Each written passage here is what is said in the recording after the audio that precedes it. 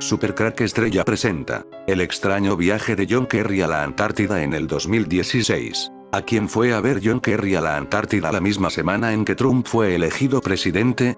¿Por qué John Kerry ha hecho ese extraño viaje oficial a la Antártida unos días después de la victoria de Trump en las elecciones de los Estados Unidos? Mi asunto de hoy suena humorístico, pero desgraciadamente hablo en serio. Voy a argumentar que los extraterrestres están detrás del calentamiento global. O, para hablar con mayor precisión, argumentaré que la creencia en los extraterrestres ha pavimentado el camino, en pasos progresivos, a la creencia en el calentamiento global. Mi tarea de hoy será hacer un diagrama de esta progresión de la creencia. Milei viajará a la Antártida para combatir el cambio climático junto a un organismo de Naciones Unidas. Hay dos mundos que conviven juntos, el viejo mundo donde estamos nosotros, y un nuevo mundo que están creando en la Antártida, lo viejo y lo nuevo donde la élite rinden cuentas. ¿Qué mundo controla al otro? Está por determinar, pero en ocasiones como esta del 2016 y del 2024 parece que las élites rinden cuentas para otra élite, la élite de la élite está en la Antártida. ¿Qué similitud tiene el viaje a la Antártida de John Kerry y Milei? Las dos viajes fueron al poco de celebrarse las elecciones de ambos países. El que fuera secretario de Estado en los Estados Unidos, John Kerry, el día de las elecciones presidenciales, en vez de permanecer en su país por la importancia del momento, efectuó un extraño viaje a la Antártida, algo insólito, al parecer, dijo que para evaluar el hielo en el continente helado. Por cierto, los demócratas y John Kerry perdieron las elecciones. ¿Por qué es tan interesante el subsuelo de la Antártida? A simple vista, solo es hielo, pero no hay que dejarse engañar por ese desierto blanquecino. El continente posee una reserva incalculable de recursos minerales, comenta el experto en geopolítica Damian Jakubowicz. Las estimaciones varían mucho, pero los expertos creen que de la Antártida podrían extraerse entre 36.000 millones y 200.000 millones de barriles de petróleo y gas natural. No solo eso. La presencia, en algunas zonas, de kimberlita, anunciaría la posible existencia de diamantes. Aquí además viven los ángeles caídos, llamados ahora extraterrestres. La idea de lo que hay bajo el hielo ha disparado la imaginación de los cartógrafos, escritores de ficción, científicos y políticos, reflexionadores. Los recursos más importantes, eso sí, podrían no ser ni los hidrocarburos ni las piedras preciosas. A mi entender, el agua es un elemento más prioritariamente necesario en otros lugares del mundo y la Antártida tiene la mayor reserva del planeta, comenta El Confidencial el investigador Alejandro Betoto, ex jefe de la base argentina San Martín y habitante durante años en el continente austral. Los científicos calculan que en la Antártida se encuentra, congelada, el 70% del agua dulce del planeta. El cambio climático está haciendo que la Antártida algún día sea un lugar verde y habitable. Es muy posible que este cambio climático esté siendo forzado por estos que ahora llaman extraterrestres, pero que en el pasado eran denominados demonios. La élite sabe que el viejo mundo está agotado en sus recursos, y que pronto habrá que pensar en la Antártida como en el nuevo mundo donde vivir. La pregunta es si el cambio climático está siendo provocado para acelerar el descongelamiento de la Antártida y que de esta manera sea habitable. En temas de conspiración se habla de armas secretas que pueden alterar el clima, pero mucho antes de que estas armas secretas tipo el ARP existieran, el gran genio Nikola Tesla ya descubrió que desde el espacio se estaba calentando el mundo por obra de otros seres no humanos. Hasta aquí hemos descrito la parte oficial de la cuestión, pero ¿por qué hay quien cree que detrás de ARP se oculta algo más? Extraños experimentos de modificación del clima, de control de la mente y de producir incluso terremotos. 1901. En un artículo, el ingeniero Nikola Tesla se dice convencido de haber recibido mensajes del espacio, de Marte o de Venus, cree saber, mientras trabajaba en un sistema de transmisión sin cables en Colorado Springs. Por su parte, el físico Guglielmo Marconi, 1874-1937, pensaba también haber interceptado señales cuando se encontraba a bordo de su jet Electra. Nikola Tesla, inventor conocido sobre todo por sus avances en el campo del electromagnetismo, podría haber estado en contacto con extraterrestres. Al menos así lo afirma uno de sus biógrafos, Tim R. Swartz, en su libro The Lost Papers of Nikola Tesla. ARP, Chemtrails and Secrets of Alternative 4. Según Swartz, durante la prueba de una de sus muchas invenciones, Tesla detectó transmisiones de radio que se adjudicaron a comunicaciones extraterrestres. Se preguntó en ese momento si no estaba escuchando un planeta saludando a otro, como él dijo. A partir de ese momento, se convirtió en algo como una obsesión suya, para construir mejores receptores de radio para tratar de ver si podía volver a captar lo que escuchó. Llegó al punto en el que afirmaba que en realidad estaba recibiendo transmisiones de voz. Dijo que sonaba como si la gente hablara de uno a otro. Hizo anotaciones diciendo que en realidad estaba escuchando a seres inteligentes de otro planeta hablando entre sí, aunque no sabía en qué idioma estaban hablando. Pero todavía sentía que los entendía, dijo el biógrafo. Déjenme decirles que no tengo deseo alguno de hacer que nadie deje de creer, ya sea en los extraterrestres o en el calentamiento global. Eso es casi imposible de conseguir. En su lugar, quiero discutir la historia de muchas creencias ampliamente publicitadas y hacer notar lo que yo considero como una crisis emergente en todo el campo de la ciencia, precisamente la incrementada e incómoda relación entre ciencia pura y políticas públicas. Tengo un interés especial en esto a causa de la forma en que crecí. Nací en medio de la Segunda Guerra Mundial, y pasé mis años de formación en el punto más álgido de la Guerra Fría. En los simulacros del colegio, me agazapaba obedientemente debajo de mi escritorio esperando un ataque nuclear. Era un tiempo de extendido temor e incertidumbre, pero aún como niño, yo creía que la ciencia representaba la mejor y más grande esperanza para la humanidad. Hasta para un niño, el contraste era claro entre el mundo de la política, un mundo de odio y peligro, de creencias irracionales y temores, de manipulaciones en masa y desgraciados borrones en la historia humana. En contraste, la ciencia tenía valores diferentes, con una visión internacional, forjando amistades y creando relaciones a través de fronteras internacionales y sistemas políticos, alentando un desapasionado hábito de pensamiento, y en última instancia, conduciendo a nuevo conocimiento y tecnologías que beneficiarían a toda la humanidad. El mundo podría no ser un lugar muy bueno, pero la ciencia lo haría mejor. Y lo hizo. Durante mi vida, la ciencia ha cumplido largamente con su promesa.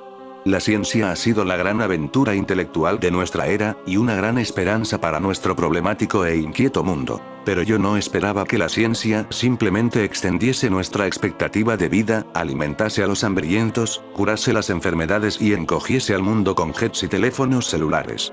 También esperaba que la ciencia hiciera desaparecer la maldad del pensamiento humano, prejuicios y superstición, creencias irracionales y falsos temores. Esperaba que la ciencia sería, como en la memorable frase de Carl Sagan, una vela en un mundo obsesionado por demonios. Y en esto no estoy muy contento con el impacto de la ciencia.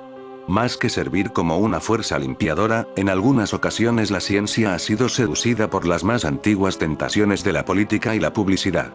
Algunos de los demonios que pueblan nuestro mundo en los años recientes, han sido inventados por los científicos. El mundo no se ha beneficiado al permitir que estos demonios hayan sido liberados. Pero veamos cómo esto llegó a suceder. Proyecte sus recuerdos hacia atrás a 1960.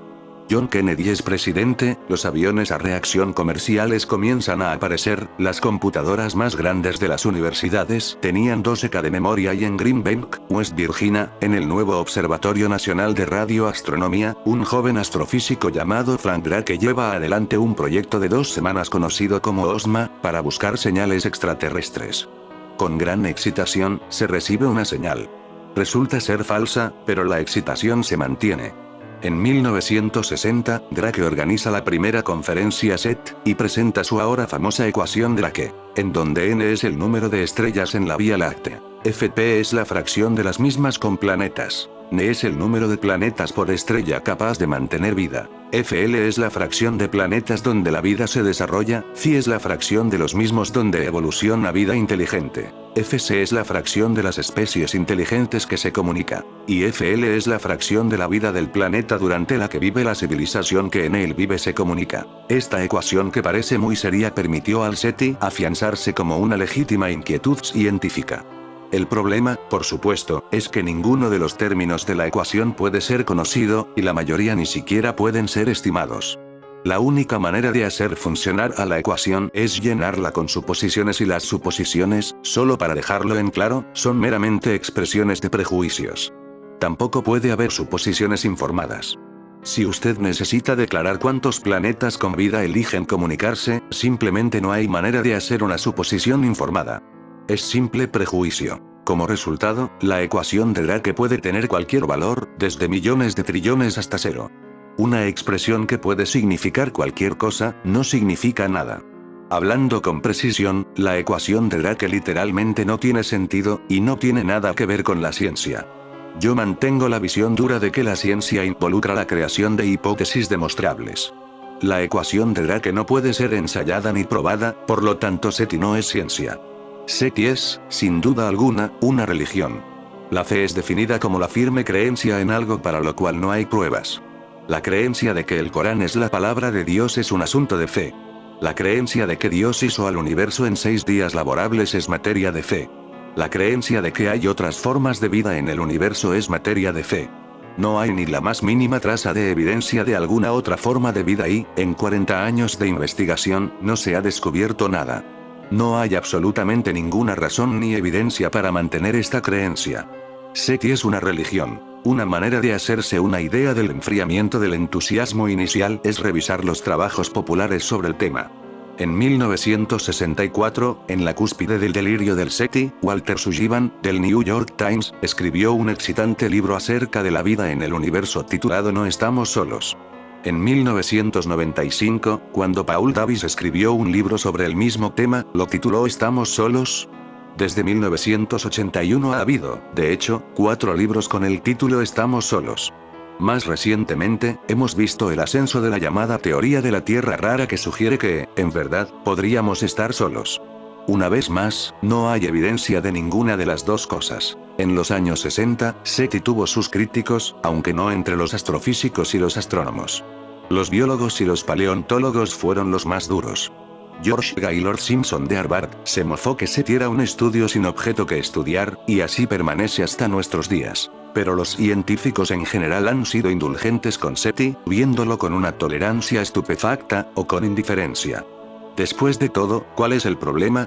Es algo divertido. Si la gente lo quiere mirar, allá ella. Solo un cascarrabias podría hablar mal de SETI.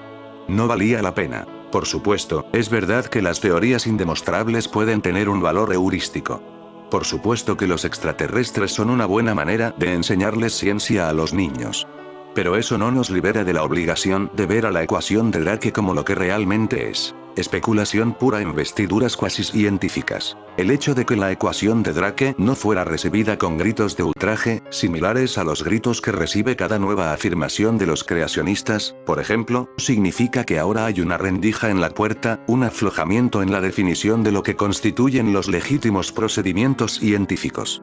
Y muy pronto, la basura perniciosa comenzó a colarse a través de la rendija. Saltemos ahora a la década de los 70, y el invierno nuclear en 1975, la Academia Nacional de Ciencias informó sobre los efectos a largo plazo de múltiples detonaciones de armas nucleares, pero el estudio estimaba que el efecto del polvo de las explosiones atómicas sería relativamente pequeño. En 1978, la Oficina de Evaluación Tecnológica emitió un informe sobre los efectos de la guerra nuclear y declaró que la guerra nuclear podría quizás tener consecuencias adversas irreversibles en el ambiente.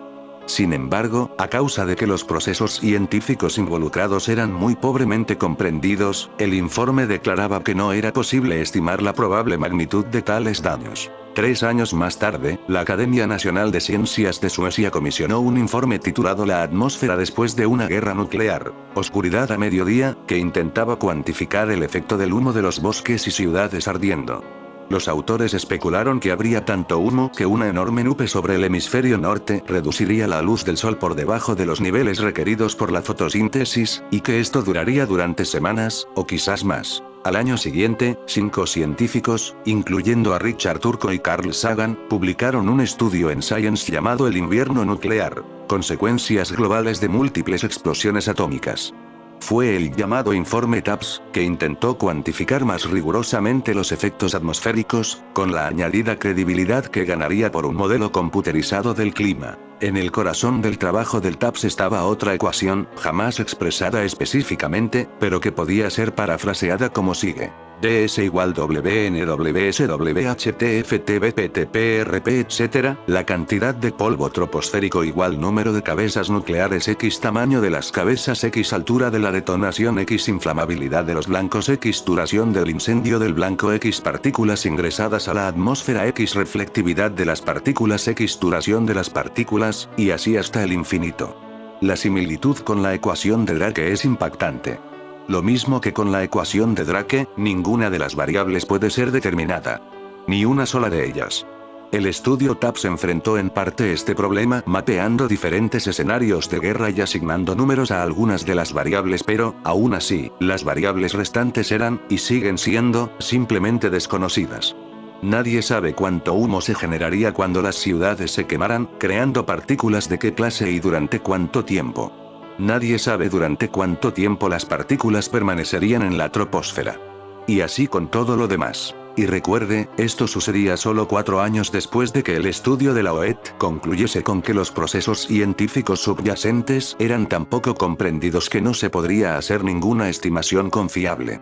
A pesar de ello, el estudio TAPS no solo hizo esas estimaciones, sino que llegó a la conclusión de que serían catastróficas. De acuerdo a Sagan y sus colegas, aún un limitado intercambio nuclear de 5.000 megatones haría que la temperatura global disminuyese 35 C, y que este cambio duraría durante 3 meses. Las erupciones volcánicas más grandes que conocemos cambiaron las temperaturas del mundo entre 0,5 y segundos C. Las edades de hielo cambiaron las temperaturas globales en décimos C, y aquí tenemos un cambio estimado 3 veces más grande que una edad de hielo. Uno esperaría que esto estuviera sujeto a alguna clase de disputa. Pero Sagan y sus colegas estaban preparados, porque el invierno nuclear fue desde el principio el objeto de una muy bien orquestada campaña mediática. El primer anuncio apareció en un artículo de Sagan en el suplemento dominical de Parade. Al día siguiente, se realizó en Washington una conferencia altamente publicitada y de elevado perfil, sobre las consecuencias a largo plazo de una guerra nuclear, presidida por Carl Sagan y Paul Ehrlich, los científicos más famosos y experimentados en medios de difusión de su generación. Sagan apareció 40 veces en el show de Johnny Carson. Ehrlich apareció 25 veces. Después de la conferencia se realizaron varias conferencias de prensa, encuentros con congresistas, y mucho más. El estudio formal en Science se publicó meses después. Esta no es la manera en que se hace ciencia, esta es la manera en que se vende un producto. La naturaleza real de la conferencia está indicada por la descripción de estos artistas de los efectos del invierno nuclear. No puedo menos que citar el epígrafe de la figura 5. Se muestra aquí una tranquila escena en los bosques del norte.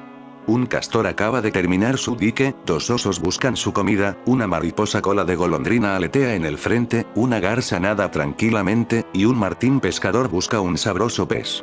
Ciencia pura, si alguna vez la hubo. En la conferencia de Washington, durante el período de preguntas, se le recordó a Ehrlich que después de Nagasaki e Hiroshima, los científicos dijeron que nada volvería a crecer allí por 75 años, pero, de hecho, los melones estaban creciendo al año siguiente. Entonces, se le preguntó, ¿cuán acertadas eran sus predicciones ahora? Ehrlich respondió asegurando que pensaba que eran extremadamente robustas.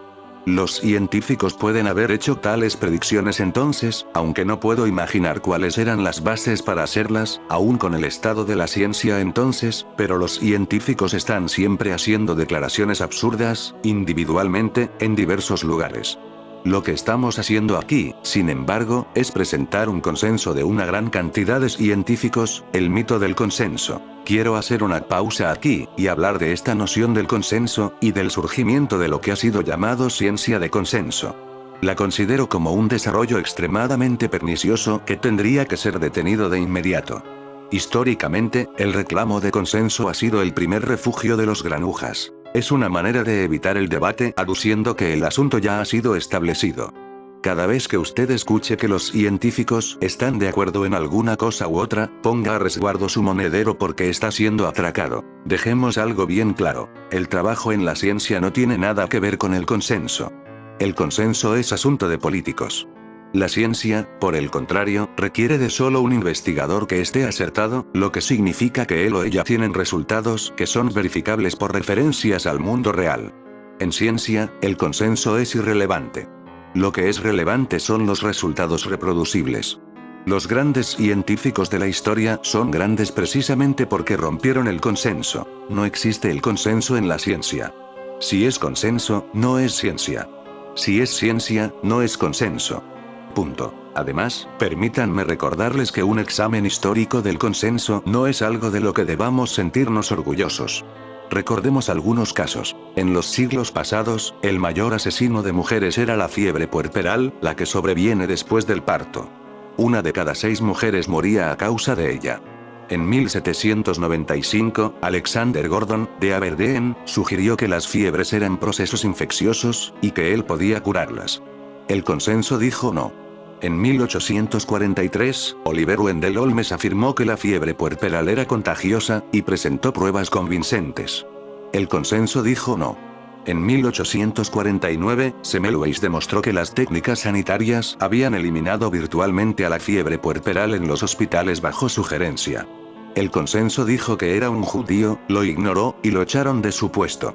En verdad, no hubo un acuerdo general sobre la fiebre puerperal hasta comienzos del siglo XX. Así, el consenso tardó 125 años para llegar a la conclusión correcta, a pesar de los esfuerzos de prominentes escépticos de todas partes del mundo, escépticos que fueron despreciados e ignorados.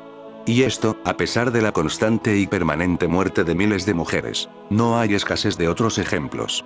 En los años 20, en los Estados Unidos, decenas de miles de personas, en su mayoría pobres, estaban muriendo de una enfermedad llamada pelagra. El consenso científico decía que era infecciosa, y que lo que había que hacer era hallar al germen de la pelagra. El gobierno de los Estados Unidos encomendó a un brillante investigador joven, el Dr. Joseph Goldberger, que hallara la causa. Goldberger llegó a la conclusión de que el factor crucial era la dieta. El consenso científico permaneció casado con la teoría del germen. Goldberger demostró que podía inducir la enfermedad a través de la dieta. Demostró que la enfermedad no era infecciosa, inyectándose él mismo y su asistente la sangre de un paciente con pelagra. Tanto ellos como otros voluntarios refregaron sus narices con gasas de los pacientes con pelagra, e ingirieron cápsulas que contenían costras de las heridas de quienes eran llamados la pandilla inmunda de Goldberger. Nadie contrajo pelagra. El consenso siguió en desacuerdo con él. Había, además, un factor social. A los estados del sur les desagradaba la idea de que la mala dieta era la causa, porque significaba que se requería de una reforma social. Continuaron negando la realidad hasta los años 30.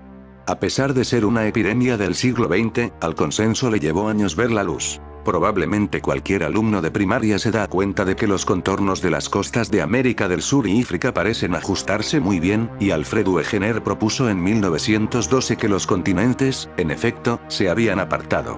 El consenso se mofó de la deriva continental durante 50 años.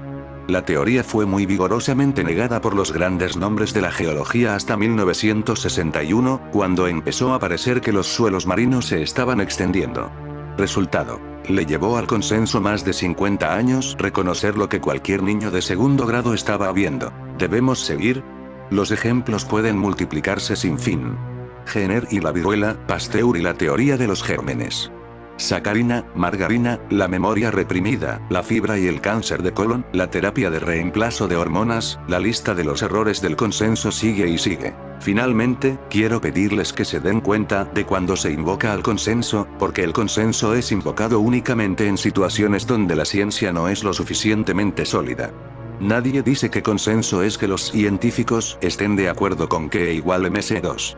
Nadie dice que consenso es que el Sol esté a 93 millones de millas. A nadie se le ocurriría hablar así. Pero volvamos a nuestro tema principal. Lo que he estado sugiriendo es que el invierno nuclear era una fórmula sin sentido, construida con mala ciencia, con fines políticos. Era política desde el principio, promovida por una muy orquestada campaña en los medios, que tuvo que planearse con semanas y meses de antelación. Más evidencia de la naturaleza política del asunto se encuentra en la respuesta a las críticas. Aunque Richard Feynman era característicamente rudo y contundente, diciendo realmente no creo que estos tipos sepan algo de lo que están hablando, otros prominentes científicos fueron notablemente más reticentes. Freeman Dyson fue citado diciendo que es una pieza de ciencia absolutamente atroz, pero ¿quién quiere ser acusado de estar a favor de la guerra nuclear? Y Victor Weisskopf dijo: la ciencia es horrible, pero quizás la psicología sea buena. El equipo del invierno nuclear siguió la publicación de tales comentarios con cartas a los editores, negando que esas declaraciones hubiesen sido hechas, aunque los científicos han confirmado subsecuentemente sus puntos de vista. En ese momento, existía un concertado deseo de parte de mucha gente de evitar una guerra nuclear. Si el invierno nuclear se veía horrible, ¿por qué investigarlo tan estrechamente? ¿Quién querría mentir? Solo gente como Edward Teller, el padre de la bomba H. Teller dijo. Mientras que está generalmente reconocido que los detalles siguen siendo inciertos y merecen mucho más estudio, el Dr. Sagan ha tomado de todos modos la posición de que todo el escenario es tan robusto que puede haber muy pocas dudas sobre sus conclusiones principales. Y, sin embargo, para la mayoría de la gente, el hecho de que el escenario del invierno nuclear estuviese sembrado de dudas no parecía ser relevante. Yo digo que es inmensamente relevante. Una vez que se abandona la estricta adherencia a lo que la ciencia nos dice, una vez que se comienza a arreglar la verdad en conferencias de prensa, entonces cualquier cosa es posible. En un contexto, quizás se consiga alguna movilización contra la guerra nuclear. Pero en otro contexto, se obtiene el isenquismo. En otro, se consigue la eutanasia nazi. El peligro está siempre allí, si se subvierte la ciencia con fines políticos. Por eso es que es tan importante para el futuro de la ciencia que la línea entre lo que la ciencia puede decir con certeza y lo que no puede, sea definida con toda claridad y defendida. ¿Qué pasó con el invierno nuclear? A medida que el fulgor de los medios se desvanecía, su robusto escenario parecía cada vez menos persuasivo. John Maddox, el editor de Nature, criticó sus afirmaciones repetidamente. En el plazo de un año, Stephen Schneider, una de las figuras que lideraban el modelado climático, comenzó a hablar de un otoño nuclear. Ya no sonaba igual. El bochorno final vino en 1991, cuando Carl Sagan predijo en Newsline que los fuegos de los pozos petrolíferos de Kuwait producirían un efecto de invierno nuclear, causando un año sin verano, poniendo en peligro las cosechas de todo el mundo. Sagan enfatizó que el resultado era tan probable que debería afectar los planes de guerra. Nada de eso sucedió. ¿Cuáles fueron, entonces, las lecciones del invierno nuclear? Yo creo que la lección fue que, con un nombre atractivo, una fuerte posición política, y una agresiva campaña en los medios, nadie se atreverá a criticar a la ciencia, y en breve, una hipótesis de debilidad terminal será establecida como un hecho. Después de eso, cualquier crítica es desechada. La guerra acaba sin haber disparado un tiro. Esa fue la lección, y poco tiempo después tuvimos una aplicación de libro de texto, con el asunto del fumador pasivo. En 1993 la EPA anunció que el consumo pasivo de tabaco era responsable de aproximadamente 300.000 cánceres anuales en adultos no fumadores, y que perjudica la salud respiratoria de cientos de miles de personas. En un panfleto de 1994, la EPA dijo que los 11 estudios en los que había basado su decisión no eran en sí mismos concluyentes, y que colectivamente entre ellos le habían asignado al consumo pasivo de tabaco un factor de riesgo de 1,19, como referencia, un factor de riesgo inferior a 3,0 es demasiado pequeño para que la EPA tome alguna acción, o para ser publicado en el New England Journal of Medicine, por ejemplo. Más todavía, dado que no había ninguna asociación estadística en los límites del 95% de confianza, la EPA redujo los límites al 90%. Entonces, gracias a esta maniobra burocrática, clasificaron al consumo pasivo de tabaco como un cancerígeno grupo A. Esto era abiertamente un fraude científico, pero formó las bases para las prohibiciones de fumar en restaurantes, oficinas y aeropuertos. California prohibió fumar en público en 1995. Muy pronto, ningún reclamo fue demasiado extremo. Para 1998, el Christian Science Monitor estaba diciendo que el consumo pasivo de tabaco es la tercera causa de muerte prevenible en la nación.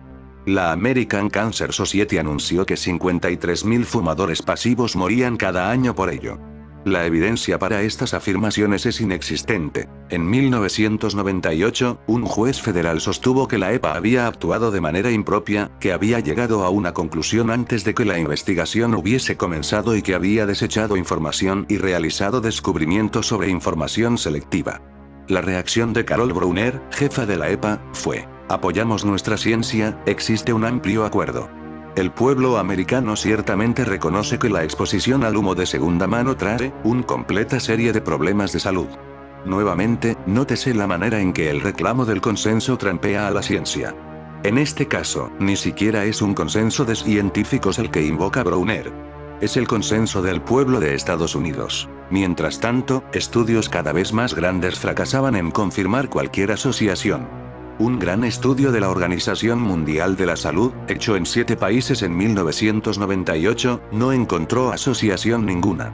Como tampoco lo han hecho subsecuentes estudios bien controlados, según mi conocimiento. Y sin embargo leemos ahora, por ejemplo, que la inhalación pasiva de humo de tabaco causa cáncer de mama. Llegado a este punto, usted puede decir lo que se le ocurra sobre el fumador pasivo. Como con el invierno nuclear, la mala ciencia es usada para promover lo que la mayor parte de la gente consideraría buena política. Ciertamente yo pienso que lo es. No quiero gente fumando a mi alrededor. De manera que, ¿quién hablará en contra de la prohibición del cigarrillo? Nadie. Y si lo hace, será catalogado como un fan de R.J. Reynolds. Un sirviente de las grandes tabaqueras. Pero la verdad es que ahora tenemos una política social apoyada sobre la más grosera de las supersticiones. Y le hemos dado a la EPA una mala lección sobre cómo portarse mal en el futuro. Le hemos dicho que hacer trampa es la manera de tener éxito. A medida de que el siglo XX llegaba a su fin, la conexión entre hechos científicos y políticas públicas se tornó cada vez más elástica. En parte, esto fue posible por la complacencia de la profesión científica. En parte a causa de la falta de buena educación científica del público. En parte por el surgimiento de grupos de reivindicación especializados que han tenido enorme éxito en obtener publicidad y dar forma a las políticas. Y en gran parte por el declive de los medios como agente independiente de evaluación de los hechos. El deterioro de los medios americanos es una terrible pérdida para nuestro país. Cuando instituciones distinguidas como el New York Times ya no pueden diferenciar entre contexto fáctico y opinión editorial, sino que los mezclan libremente en su primera plana, ¿quién seguirá normas más elevadas? Y así, en este elástico mundo de todo vale, donde la ciencia, o la no ciencia, es la sirvienta de cuestionables políticas públicas, llegamos finalmente al calentamiento global. No es mi propósito aquí reflotar los detalles de este, el más magnífico demonio que asola al mundo. Les recordaré solamente el ahora familiar patrón con el que se establecen estas cosas. Se da brillo a evidencias inciertas en un indecoroso apuro por lograr políticas que salten por encima de las evidencias y por obtener subsidios para apoyar las políticas, entregando las conclusiones deseadas por el patrocinador. Luego, el aislamiento de aquellos científicos que no se pliegan al programa y la caracterización de esos científicos como extraños o escépticos entre comillas. Individuos sospechosos con motivos sospechosos, lacayos de la industria, reaccionarios, o simples chiflados antiecologistas. En breve, el debate se termina, aun cuando prominentes científicos están incómodos con la manera en que se están haciendo las cosas. ¿Cuándo se convirtió escéptico en una mala palabra en ciencia? ¿Cuándo requirió escéptico el entrecomillado a su alrededor? Para alguien de fuera, la innovación más significativa en la controversia del calentamiento global es la clara confianza que se le da a los modelos computerizados.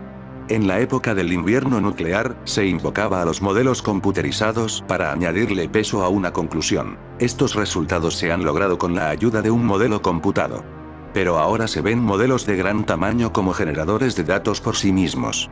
Ya no se juzga más a los modelos por la manera correcta en que reproducen la información del mundo real. Cada vez más, son los modelos los que generan esos datos como si ellos mismos fuesen una realidad. Y en verdad lo son, cuando nos proyectamos hacia adelante. No pueden existir datos observados del año 2100. Solo existen ejecuciones de modelos. Esta fascinación con los modelos computarizados es algo que comprendo muy bien. Richard Feynman lo llamó una enfermedad. Me temo que está en lo cierto. Porque solamente si usted se pasa una enorme cantidad de tiempo mirando la pantalla de una computadora, puede llegar al complejo punto a donde ha llegado ahora el debate sobre el calentamiento global. Nadie cree en una predicción del tiempo con 12 horas de antelación. Y se nos pide que creamos en una predicción que se interna 100 años en el futuro. Y que hagamos inversiones financieras basadas en esas predicciones. ¿Es que todo el mundo se ha vuelto loco? Volviendo atrás, tengo que decir que la arrogancia de los modeladores me quita el aliento. En todos los siglos han existido científicos que decían saberlo todo.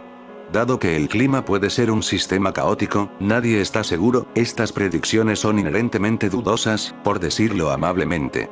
Pero, centrándonos en el quid de la cuestión, aun si los modelos fuesen correctos científicamente, jamás podrán incluir la sociología. Predecir cualquier cosa a 100 años vista es simplemente absurdo. Mire, si yo estuviese vendiendo acciones de una compañía y le afirmo que será rentable en el 2100, ¿las compraría usted? ¿O pensaría que la idea es tan loca que seguramente es una estafa? Pensemos en la gente de Nueva York en 1900, por ejemplo. Si ellos se hubieran preocupado acerca de la gente del año 2000, ¿de qué podrían haberse preocupado? Probablemente, lo que se preguntaría es de dónde conseguiríamos caballos suficientes. Y lo que haríamos con tanto guano de caballo. Si la polución equina era mala en 1900, piensen lo malo que sería 100 años después, con tanta gente usando caballos. Pero por supuesto, a los pocos años, nadie más usaba caballos, excepto como deporte. Y en el 2000, Francia estaba obteniendo el 80% de su electricidad de una forma de energía que era desconocida en 1900. Alemania, Suiza, Bélgica y Japón obtenían más del 30% de esta fuente de energía desconocida en 1900. Recuerde, la gente de 1900 ni siquiera sabía lo que era el átomo. No conocían su estructura, tampoco sabían lo que era una radio, o un aeropuerto, o una película de cine, o la televisión, o una computadora, o un teléfono celular, o un avión a chorro, una filmadora de video, un antibiótico, un cohete, un satélite, un actu, IBM, MRI, IQ, DIU, IRA, ERA, EG, EPA, DG, UPS, POP3, HTML, JPG, Internet, interferón, triple instantáneo, fast forward, rewind, sensor remoto, control remoto, discado directo internacional, terapia de genes, división de genes, ni siquiera genes, soldadura de arco y de punto, buscadores de calor, bipolar, Prozac, leotardos, pañales descartables, email, grabador de cinta, CD, bolsas de aire, frenos ABS, explosivo plástico, plásticos, robots, automóviles, liposucción, transfusión de sangre, superconductores, antenas parabólicas, televisión por satélite, aeróbic, ultrasonido, nylon, rayón, teflón, láser, laparoscopía, trasplantes de córnea, de riñón, de hígado, de corazón, SIDA. Nada de esto habría tenido el menor significado para una persona en el año 1900. No sabría de qué demonios estamos hablando. Bien, y ahora usted me dice que puede predecir el mundo de 2100. Dígame si realmente vale la pena pensar en ello.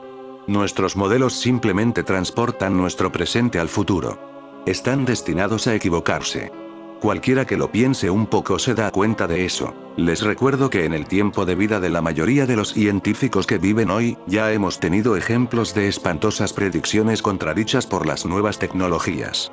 Me refiero a la Revolución Verde. En 1960, Paul Ehrlich dijo, la batalla para alimentar a la humanidad ha terminado. En los años 70, el mundo sufrirá hambrunas, cientos de millones de personas morirán de hambre.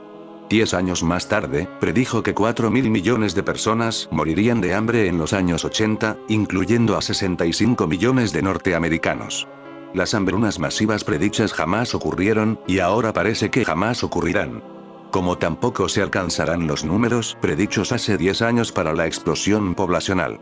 En 1990, los modelos climáticos anticiparon una población mundial de 11.000 millones para el 2100.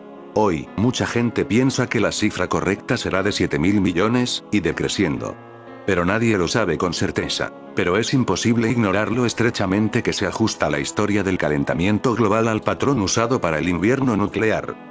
Lo mismo que los primeros estudios del invierno nuclear declararon que las incertidumbres e ignorancias eran tan grandes que las probabilidades jamás se podrían conocer, también los primeros pronunciamientos sobre el calentamiento global argumentaron fuertes límites para lo que se podría establecer con certeza sobre el cambio de clima. El borrador del informe 1995 del IPCC, preparado por los científicos, decía, toda afirmación sobre la posible detección de un cambio significativo del clima permanecerá siendo controvertida hasta que las incertidumbres en la total variabilidad natural del sistema climático se hayan reducido. También decía, ningún estudio a la fecha ha establecido positivamente y atribuido todo, o parte del cambio de clima observado, a causas antropogénicas. Esas declaraciones de los científicos autores del borrador fueron quitadas del texto final y, en su lugar, los miembros políticos del IPCC introdujeron lo siguiente. El balance de las evidencias sugiere una discernible influencia humana sobre el clima. Sin embargo, lo que está claro en este asunto es que la ciencia y la política se han mezclado de manera inextricable, hasta el punto en que será difícil, si no imposible, separarlas otra vez. Es posible para un observador imparcial hacer serias preguntas sobre la conducción de las investigaciones en el calentamiento global, tales como si estamos dando los pasos apropiados para mejorar la calidad de nuestros registros de datos observados, si estamos obteniendo sistemáticamente la información que clarificará las incertidumbres existentes o si tenemos un buen y desinteresado mecanismo para dirigir la investigación en esta área tan discutida. La respuesta a estas preguntas es no.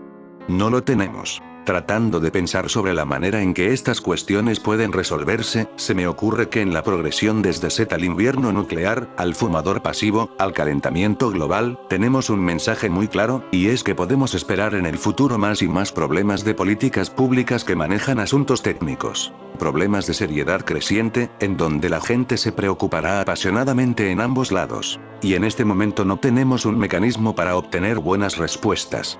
De modo que voy a proponer uno. Del mismo modo en que hemos establecido una tradición de investigación de doble ciego para determinar la eficacia de las medicinas, también tenemos que instaurar la investigación de doble ciego en otras áreas políticas. De manera muy cierta, el exagerado uso de los modelos computerizados, tales como los MCG del clima, pide a gritos la separación de aquellos que diseñan los modelos de quienes los verifican. El hecho es que la actual estructura de la ciencia es empresarial, con equipos individuales de investigación compitiendo entre ellos por los fondos de organizaciones que, demasiado a menudo, tienen un claro interés en los resultados de la investigación, o tiene la apariencia de serlo, lo que puede llegar a ser peor. Esto no es saludable para la ciencia. Tarde o temprano, tenemos que formar un instituto de investigación independiente. Tiene que estar financiado por la industria, por el gobierno y por la filantropía privada, tanto individuos como fundaciones y trusts. El dinero tiene que ir a un fondo común, de manera que los investigadores no sabrán quién les está pagando.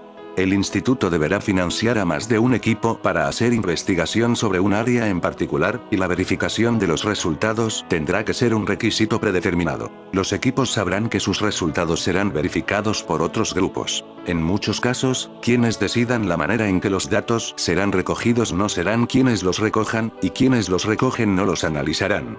Si tenemos que enfrentar a los registros de temperaturas con un rigor similar, estaríamos en el buen camino de comprender exactamente cuánta fe podemos poner en el calentamiento global, y en consecuencia, con cuánta seriedad debemos enfrentar esto. Yo creo que, a medida que nos acercamos al final de esta letanía, algunos de ustedes pueden estar diciendo, bien, ¿y cuál es el problema, realmente? Cometimos algunos errores. Y algunos científicos han exagerado sus casos y están avergonzados. ¿Y qué pasa con eso? Le diré lo que pasa. En años recientes, mucho se dijo sobre las afirmaciones posmodernistas sobre la ciencia, al efecto que la ciencia es solo una forma más de poder básico, engañosamente entregada como reclamos especiales de búsqueda de la verdad y objetividad que realmente no tiene su base en los hechos. Se nos dice que la ciencia no es mejor que otra actividad. Estas ideas enfurecen a muchos científicos, y me enojan a mí. Pero eventos recientes me han hecho preguntarme si son correctas. Podemos tomar como ejemplo la recepción científica dada al estadístico Dan Esbjörn Lomborg, quien recientemente escribió un libro llamado El ecologista escéptico. La comunidad científica respondió de una manera que solo podemos describir como desgraciada.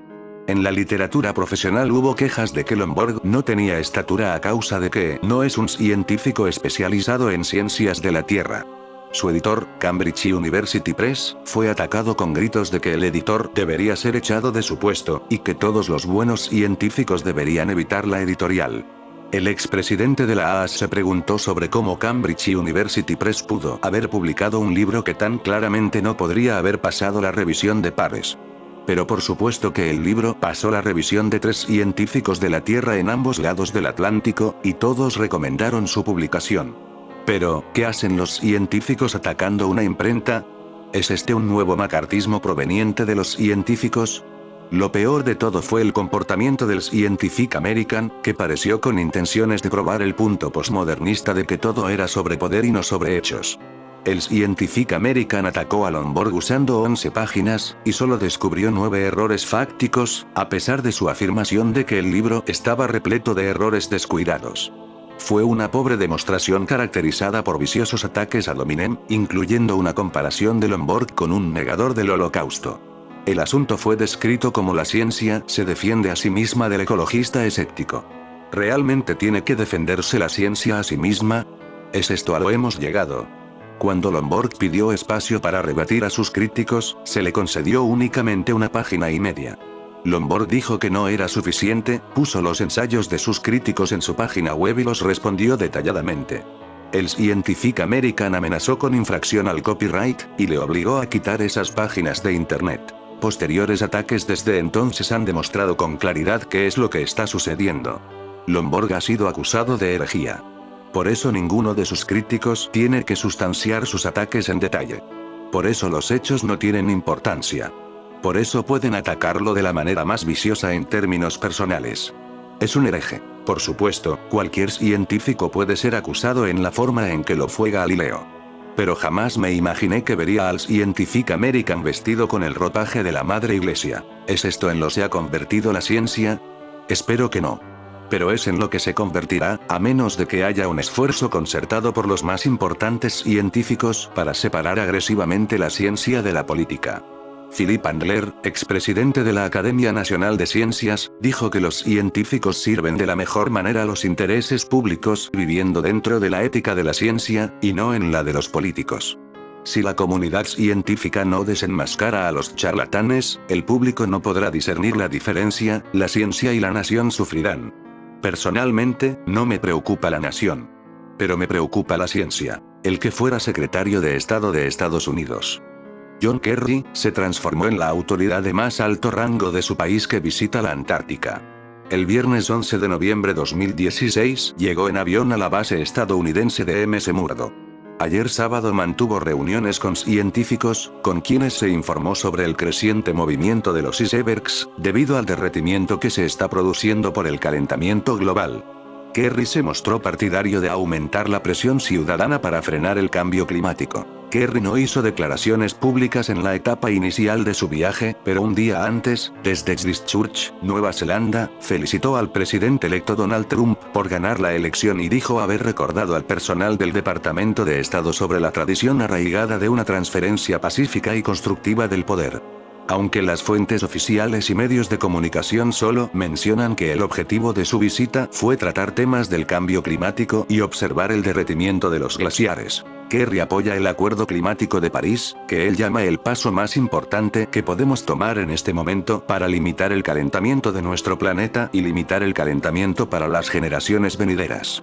Pero información filtrada mencionan los siguientes puntos oscuros de sus visitas. La reciente visita de John Kerry a la Antártica tuvo como objetivo primordial el nuevo tratado de la prohibición de ingreso a la Antártida durante los próximos 35 años Nation State Treaty, para encubrir los secretos del pasado, que incluye la prohibición de los buques privados de viajar a la Antártida sin permiso autorizado. Añadir a este elemento de información de los eventos anteriores que ocurren en la Antártida, cuando Obama visitó la Antártida en marzo, y fue precedido por el patriarca Kirill de Rusia. Simultáneamente a la visita de Obama al Polo Sur, el director de la CIA, James Clapper, hizo un viaje secreto a Australia, otro país con un pesado interés en la Antártida. Kirill ofreció una extraña bendición de la Antártida, llamando a la Tierra estéril un ideal para la humanidad, ya que no había armas de ahí abajo o cualquier tipo de experimentos científicos. A raíz de esta visita Wikileaks libera unas extrañas fotografías de la Antártica encontradas en emails. Interesantes anomalías encontradas en dos de las imágenes expuestas. Encubrimiento de bases UFO y secretos del pasado. Uno de los detalles extraños de esta visita, es que sucede rápidamente 3 días después de la elección de como presidente de Donald Trump. Recordemos que Trump afirma que él no cree en el cambio climático y en su campaña dijo que quería sacar a USA del Tratado de París porque todo esto está una farsa. En el hipotético caso de que Trump retirara el apoyo a los temas, experimentos y tratados del cambio climático, es evidente que esta visita podría haber sido para salvaguardar algunos secretos ocultos en la Antártida que podrían quedar expuestos con el próximo debate controversial del cambio climático que se espera con el ingreso de Trump a la Casa Blanca. Tanto se ha hablado en estos medios de conspiración de bases secretas militares, pirámides ocultas, bases subterráneas UFO y cómo olvidar los relatos del Capitán Beard. Que estas visitas misteriosas de los líderes mundiales nos confirman que algo nos ocultan. ¿Hay alguien importante en la Antártida que debía ser informado del futuro de los Estados Unidos? Oficialmente Kerry ha ido de visita al continente helado los días 11 y 12 de noviembre para realizar un encuentro con el equipo de científicos desplegados en la zona. Pero, para eso no es necesario que viaje hasta allí el responsable de la política de exteriores de los Estados Unidos en una misión oficial a miles de kilómetros de distancia. ¿Había algún emisario de algún país extranjero en la Antártida que debía reunirse con Kerry? Hoy vamos a hablar de la Antártida y sus misterios, pero antes de empezar quiero avisar a todos aquellos que crean que los gobiernos o la NASA son entidades independientes de la élite oscura, luego dejen de leer el siguiente artículo ya que este puede perturbar seriamente todos sus esquemas mentales. Asimismo, quien crea firmemente que los gobiernos buscan nuestro bienestar como principal objetivo de sus actividades y la lucha contra el cambio climático es prueba de su sentido filantrópico respecto a la humanidad, les invito a no seguir leyendo y desearles un feliz día alejados de lo que aquí hoy vamos a tratar. Para abordar la realidad muchas veces hay que desconectar de la programación realizada por los mass media y la educación oficial que proporcionan los vasallos al servicio del sistema. La primera pregunta en este viaje a la verdad es la siguiente. ¿Hay fundamento para pensar que hay algo en la Antártida que se está ocultando a la opinión pública? Vayamos paso a paso, cuando se han puesto de acuerdo absolutamente todas las naciones del mundo en algo que no sean bonitas palabras de amistad, paz, justicia, etc., ¿cuándo se han puesto de acuerdo absolutamente todos los países del planeta en algo con utilidad práctica? La respuesta es en la protección de la Antártida y sus recursos naturales. Nadie toca la Antártida salvo para la investigación científica autorizada. El espacio aéreo también está restringido. ¿Por qué las imágenes satelitales aparecen censuradas en un punto concreto de la Antártida cercano al polo sur geográfico y geomagnético? ¿Por qué está censurada la imagen vía satélite de la Antártida? Como podéis ver en el siguiente enlace. Fijaros lo que enseñan. Tan solo una mínima parte. Muy importante el siguiente enlace, vedlo con vuestros ojos. ¿Por qué nos presentan a la Antártida en todas las imágenes satelitales permanentemente con un manto blanco de hielo? En este vídeo podemos ver los lagos cálidos de la Antártida, imágenes tomadas en enero de 2009. ¿Por qué no hay imágenes de la NASA sobre la Antártida en pleno verano austral? No hay ni una sola fotografía de satélite que no sea la típica con la capa de hielo. Buscadla, no la encontraréis. ¿Por qué? Estas verdades dan paso a la siguiente pregunta. ¿Qué pinta el máximo responsable de la diplomacia política de los Estados Unidos, de visita oficial en un lugar donde supuestamente solo hay científicos, un lugar donde no hay diplomáticos ni políticos extranjeros?